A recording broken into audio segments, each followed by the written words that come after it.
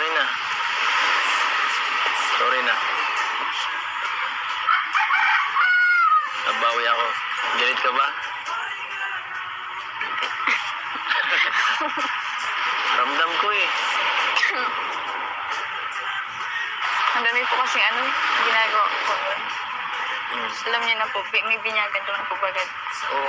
Kaya, syempre po, ako po yung mag-aasikaso at mga nanay. Yung mga hugasin.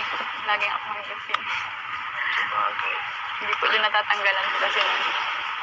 Sana tinawag mo ako, no? Hindi na nga po kayo nakapunta. At di ka kasi nag-chat. Ilang sabi na po ako nun. Sorry na.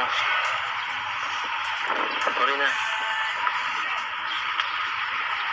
Naghintay po ako dun. Kala ko po pupunta kayo. Talaga?